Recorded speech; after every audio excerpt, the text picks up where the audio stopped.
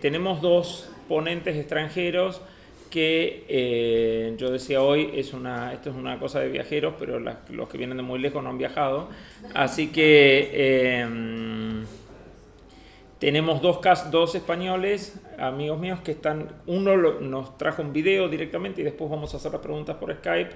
Y otro, tengo el PowerPoint y yo voy a leer el texto y después también va a participar a través de Skype con las preguntas. Pero este primero es también, me parece que permite separar la temática. Así que vamos. Buenas tardes a todos los presentes. En primer lugar, quería agradecer la invitación a estas jornadas tituladas La ciudad y los otros, que han sido organizadas por el Instituto de Arte Americano e Investigaciones Estéticas Mario Busquiazo, y en especial a mi amigo Fernando Nespral, que me envió toda la información necesaria y me ha ayudado con las cuestiones técnicas de esta intervención. Desearía estar con todos ustedes, puesto que el tema me parece muy interesante, pero evidentemente me excusa la lejanía de mi país de residencia. Permitan que me presente. Me llamo Sergi Artola-Dols, soy arquitecto y trabajo actualmente como profesor invitado en la Escuela Técnica Superior de Arquitectura de Madrid, ciudad donde resido actualmente. Mi relación con la India y su arquitectura es el fruto de una de las ramas de mi tesis doctoral, que vengo realizando en estos últimos años. Brevemente les diré sobre esta, que trata sobre las vidas paralelas de tres arquitectos del siglo XX. Estos se ubican tercamente a contracorriente en la era de la especialización, empeñados en actuar como centinelas de las tradiciones locales. Estos arquitectos son Hassan Fati, Juan O'Gorman y Balkrishna Doshi. Los tres arquitectos trataron de lograr respuestas a las cuestiones de identidad dentro de sus naciones embrionarias. Una identidad cuya modernidad se basará en la tradición local y en la tecnología, apropiada y apropiable, teniendo en cuenta el nivel de desarrollo de sus países natales. Para esta investigación tuve la suerte de realizar una estancia en cada uno de los países donde mis protagonistas desarrollaron gran parte de sus obras: Egipto, México y la India. Además de familiarizarme con sus discursos arquitectónicos, traté de entender el contexto local que le rodeaba. En este sentido, al leer el texto que introducía el objeto de estas jornadas, me sentí muy identificado con aquellos viajeros que llegan por primera vez a un lugar y tratan de escribirlo desde la distancia emocional que, en determinadas ocasiones, nos permite ser más objetivos.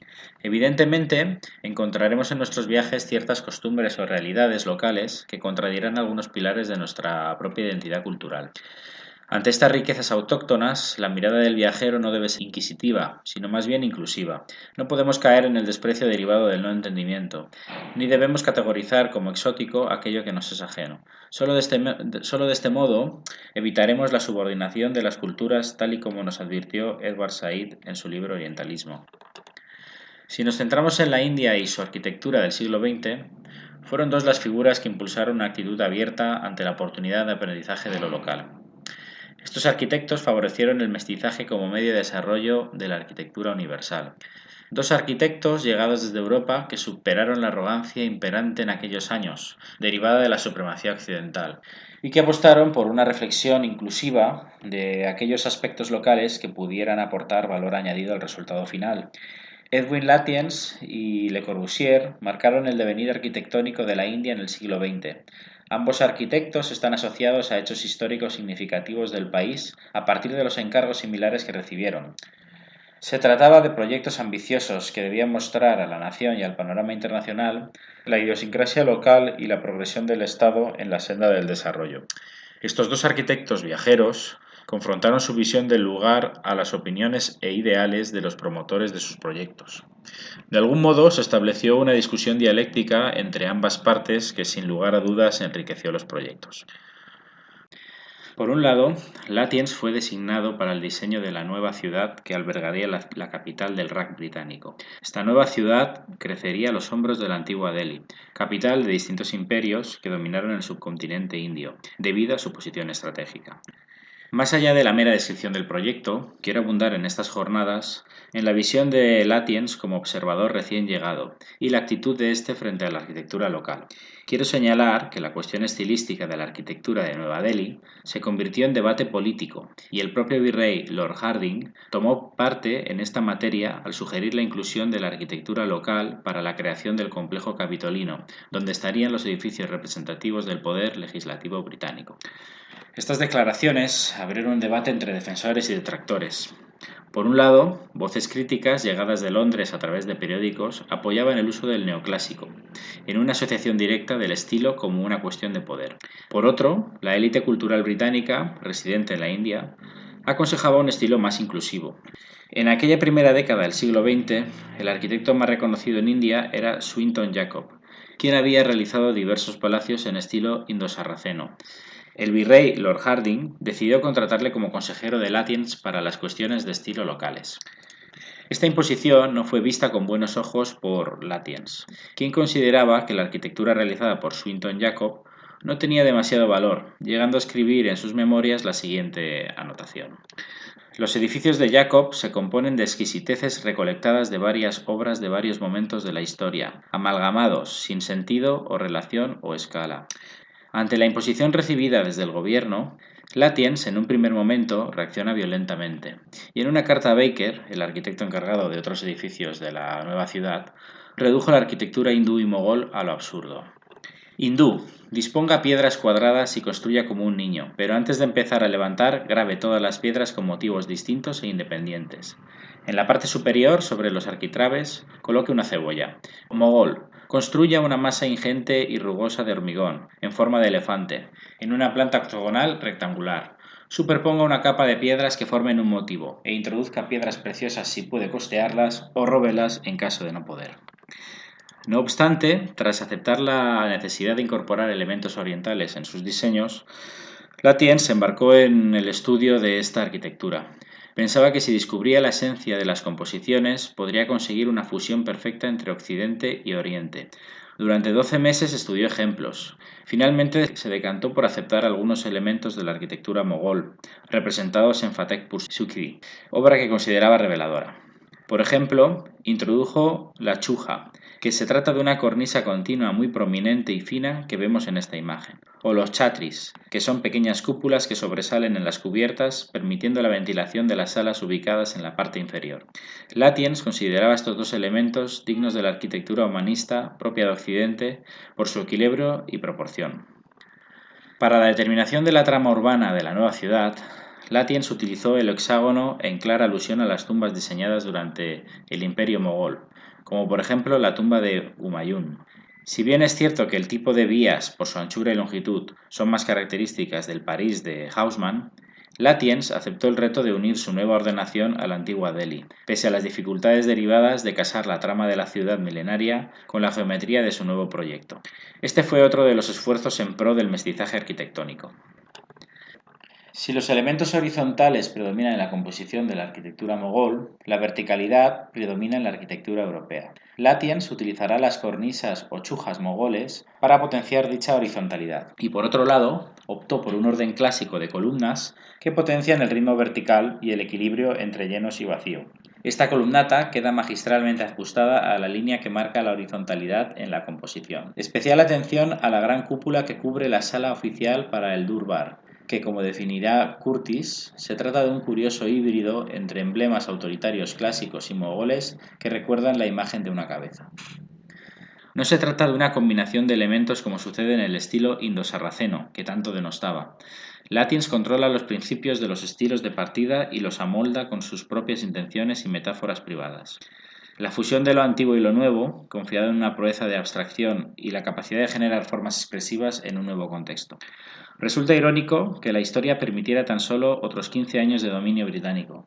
No obstante, la intención de Latiens sobre la construcción de un escenario para la eternidad, una India romana, sí se vio cumplida, logrando una arquitectura fronteriza entre Oriente y Occidente, que un siglo después sigue causando nuestro interés. La relación de Edwin Latiens y Le Corbusier en cuanto al mestizaje arquitectónico es evidente. En este sentido, la obra del arquitecto suizo supera todas las expectativas. Le Corbusier, pese a la indudable indistancia con la arquitectura basada en el neoclasicismo, supo apreciar en la obra de Latiens los valores del mestizaje que él mismo pensaba tratar de aportar a su arquitectura moderna. Le Corbusier escribió en sus notas de viaje: Nueva Delhi, la capital de la India imperial. Fue construida 30 años atrás con extremo cuidado, gran talento y éxito. Los críticos dirán lo que deseen. Cada acto merece un respeto, por lo menos mi respeto. Paradójicamente, aquellos primeros mandatarios de la India independiente, encabezados por Nehru, no estaban tan preocupados por la recuperación de ciertas costumbres o la arquitectura tradicional del lugar. Más bien estaban interesados en la eliminación de las diferencias entre Oriente y Occidente en materia de bienestar. Y si este desarrollo obligaba a asumir ciertos roles o cambios en la sociedad india, sería un mal menor. Este sentimiento quedó bien reflejado en las palabras de Nehru, que definía la necesidad de una nueva capital para el estado de Punjab. Dejemos que sea una nueva ciudad, no infestada de tradiciones del pasado, un símbolo de la fe de la nación en el futuro. Recordemos que la visión de Nehru sobre el desarrollo difería significativamente de la de su mentor Gandhi. Ambos estaban de acuerdo que la colonización destruyó la industria y el medio de vida indígena, pero su pensamiento era puesto en la cuestión crítica de cómo afrontar la nueva etapa. Nehru era partidario de una agresiva industrialización, controlada por un Estado central para alcanzar los desarrollos de Occidente. No había lugar para la nostalgia en Chandigarh. Nehru creía que lo viejo, con su omnipresente peso de la tradición, arrastraba a la India hacia la cola del desarrollo. Esta fue una de las grandes diferencias entre el entorno de trabajo de Latiens y Le Corbusier. Mientras que el primero tuvo ciertos apoyos desde el gobierno para la creación de una arquitectura conciliadora entre Occidente y India, Le Corbusier se encontraba solo ante este reto. No obstante, no se puede decir que fuera la primera vez que Le Corbusier se enfrentaba a una inclusión de elementos autóctonos, puesto que la experimentación de Le Corbusier en materiales y culturas regionales ya se había producido a finales de los años 20. Prueba de ello el proyecto para la familia Errázuriz en Chile, donde utilizó la madera y la mampostería sin olvidar el lenguaje moderno de los proyectos franceses. Sin embargo, Chandigarh no se caracteriza por la inclusión de materiales no tecnificados, sino más bien por la introducción de elementos simbólicos abstraídos del imaginario local y llevados a la modernidad a través de los materiales nuevos del siglo XX. No se trata de un proyecto de tabula rasa, con la tradición, como pretendía Nehru. Al igual que Latiens, en la construcción de Nueva Delhi, Le Corbusier tuvo muy presente la tradición arquitectónica mogol, experta en galerías y logias profundas, cubiertas románticas y uso del agua. Le Corbusier y Latiens tienen en común el modo en que consiguieron fusionar las tradiciones europeas e indias en una iconografía para el nuevo Estado. Para Le Corbusier, la idea de modernidad para el nuevo Estado independiente era nostálgica de una pobre y primitiva India. Existía un cierto romanticismo, una visión que trasciende completamente la mitología progresista occidental. Por ello, aludirá al ganado y a la vida campesina en sus formas para los brisoleils que componen la silueta de las cubiertas. Esta imagen contrastaba con la idea de modernidad de Nehru, que aspiraba a la liberación de las cadenas de la pobreza y del primitismo. Si bien Latiens tuvo que lidiar con la conexión de su nueva ciudad con la antigua Delhi, Le Corbusier se encuentra con un lugar sin patrimonio histórico al que aferrarse, tan solo el paisaje caracterizado por la cordillera del Himalaya como telón de fondo. Quisiera destacar una conversación entre el maestro suizo y Balkrishna Doshi, su discípulo indio más famoso. En ella Doshi le preguntaba si hubiera deseado construir una unité en la India. Le Corbusier respondió un no rotundo. Se justificaba aludiendo el estilo de vida indio que había observado en sus viajes, la preferencia por el plano del suelo, la trama urbana y sus plazas improvisadas para realizar todo tipo de actividades. Le Corbusier consideraba que no se podía privar a los indios de este derecho y creía que un edificio en altura no satisfaría a los beneficiarios. Si nos centramos en el complejo del Capitolio de Chandigarh, Le Corbusier consigue combinar en su vocabulario monumental elementos abstraídos de la tradición clásica, como el orden gigante o el pórtico, fusionados con elementos propios de la arquitectura en hormigón de Le Corbusier, y a su vez mezclando con elementos arquitectónicos indios como el chhatri, las terrazas adienteladas, las galerías, balcones y logias de Fatehpur Sikri. Llama la atención cómo el arquitecto francés insistía a Nehru sobre los nuevos símbolos a incorporar en sus diseños, especialmente aquellos actuales que el presidente considerara, dejando claro que él ya estaba trabajando y había recopilado muchos ligados a la tradición ancestral. Con todo ello, he tratado de evidenciar las similitudes entre ambos proyectos estratégicos. Por un lado, Nueva Delhi, alma mater de la India colonial, y por otro, Chandigarh, emblema del nuevo Estado independiente. El interés de esta comparativa radica en la consecución de objetivos similares en cuanto a mestizaje cultural e identidad nacional. El papel de Latiens y Le Corbusier para lograrlo fue clave, sin duda alguna. Su condición de invitados de excepción y su visión de la problemática con un nuevo enfoque permitió avanzar en la senda de la civilización universal. Cabe destacar que la mirada de estos viajeros no trató de imitar lo ya conocido, sino dar un paso adelante en la consecución de un nuevo lenguaje arquitectónico que pudiera ser apropiable por los indios. Ambos abren un debate que recogerá la siguiente generación de arquitectos indios, especialmente Balkrishna Doshi, quien continuará el legado añadiendo nuevos matices de identidad en la arquitectura india, que solo se consiguen a partir del conocimiento absoluto de la cultura propia. Muchas gracias.